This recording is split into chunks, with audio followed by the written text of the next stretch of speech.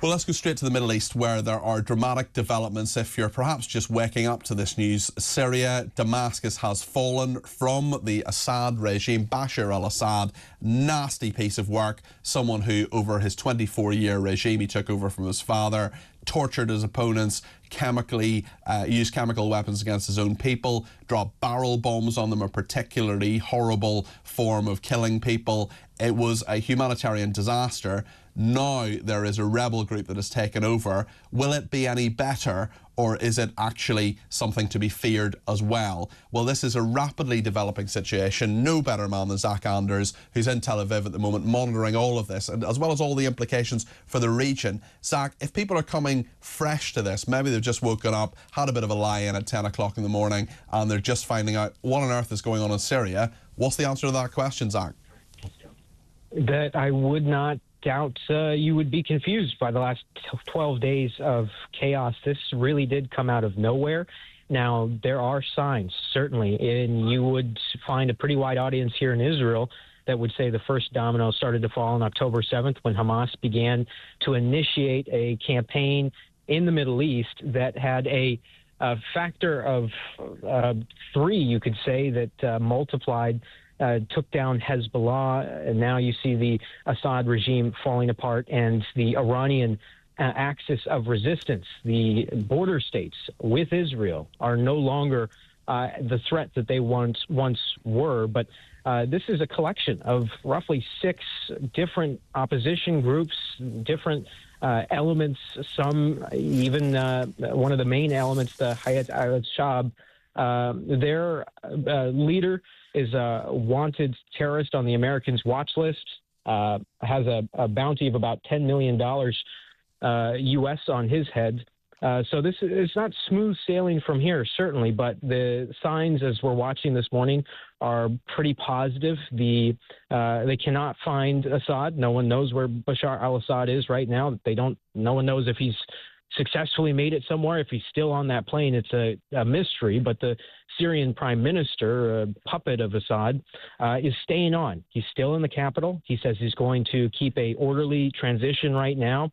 His guards have been replaced by opposition forces, but he says that he's keeping government ministers in their posts. They're going to try and keep business going, and that he's willing to have a handoff of power to the opposition groups inside the city itself in an orderly fashion, which is not something that we saw in Libya many years ago. Just finally with you, Zach, I wonder about what we know about HTS, this group. You mentioned the leader there and the fact that he is wanted. They're a prescribed terrorist organisation, aren't they? So I suppose the big question will be, is what's coming after President Assad, will it actually be any better for the people of Syria? They seem to think, or some of them at least, seem to think so. There seems to be this loose coalition at the moment of many different groups. It's a confused and rapidly moving picture, isn't it? It is, and there's no way of telling which is the dominant opposition force that has the most political sway at this point. There's no parliament to represent their political voices in the past. There's only one party in Syria, the Ba'ath Party. This is going to probably open the doors to you would hope, and that's our hopes all across the region, is that this opens the doors to an election. Does that mean bringing in international monitors? How will this be facilitated?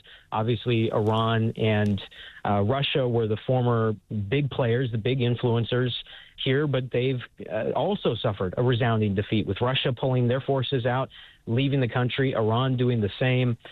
So do they have the political influence or will at this point to try and influence what happens next like they have in the past? If this can be an opportunity for the people of Syria to truly decide who represents them, then you might not see this leader of the main opposition forces, at least the most military trained, skilled, and equipped. You might not see them have widespread support all across the country. It's a very diverse country, Christian minority. It's going to be a place where Syrians, if they finally get this chance to decide, we don't know exactly what that's going to look like, because they've been repressed for 50 years and have had no political autonomy. Zach, thank you. That's Zach Anders there, correspondent in the Middle East. And Alistair Burt is with us too. He's a former Foreign Office minister who covered the Middle East. And Alistair, you were in office when the uprising happened against Assad. We thought he might topple around 2011 to 2013, around that time. I just wonder, having worked through that time, been in government through that time, do you see presumably some echoes of that, but really a message from history, I would argue, and you're the expert, in the fact that Assad has been very unstable for some time. Was this inevitable, do you think, or has it taken you by surprise? Because it's certainly taken many in the international community by surprise in terms of its rapidity anyway. Well, thanks for the questions, Peter, and there's a lot in there. It seemed that he had survived the pressures of 2011 and the start of the civil war. As Zach very ably put it, this has been a repressive regime for over 50 years. His father dealt ruthlessly with opposition, so did he. And he seemed to have survived because at a crucial time in the civil war, he was given support by Iran and by Russia. Now, what has changed in recent times, of course, during the last year, both Iran and Russia have been distracted from their support in Syria. Russia is preoccupied with Ukraine, obviously a lot of resources going into it. Iran has been affected by the Israeli conduct against Hamas and then Hezbollah, and Iran has been weakened with attacks upon it. So Syria's basic defense, or Assad's basic defense, had slipped away. And the opposition forces, which appear to be led and coordinated by HTS, were building up their own strengths.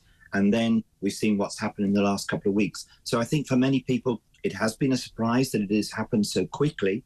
Assad has always, in effect, been unstable because he repressed his people, but he seemed to be on top of it until this last year. So much has changed, and now we must wait and see what the aftermath will be. The Prime Minister, Keir Starmer, is actually on his way very soon to the United Arab Emirates, where hypothetically, President Assad could actually have fled to. We don't know where he's gone. He might be in Russia, he might be there, he might be somewhere entirely different. We just do not know.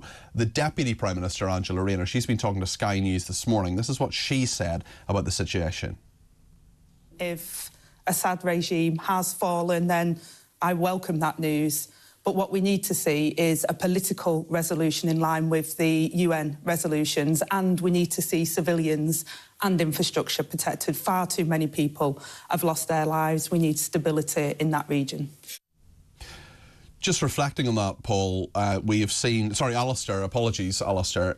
Reflecting on that in regard to what the coalition has put out, a statement they've put out in the last couple of hours, saying that there is a desire from the coalition. Are they in control? I don't know. They appear to be in control in Syria at the moment, saying they want civil infrastructure to be held firm and to make sure that it is protected. They also say they want civilians to be protected. But what we're seeing is things like the Iranian embassy being stormed, the Iraqi embassy being stormed as well. So there's clearly a lot of instability still. This is very, very early days, Alistair.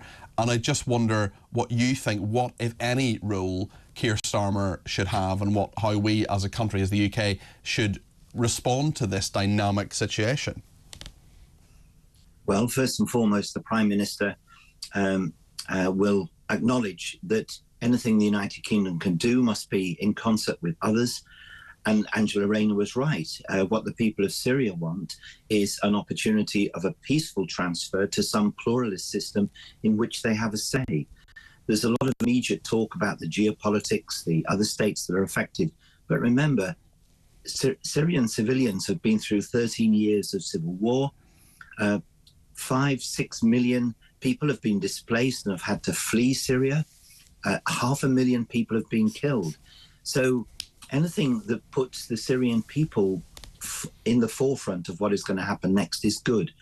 The difficulty we all have is the experiences since 2011 have tended to suggest that when an authoritarian leader is toppled, what happens next is not good, because the rival groups then fight for power and control. Nobody wants to give up power, and civilians get lost in the process.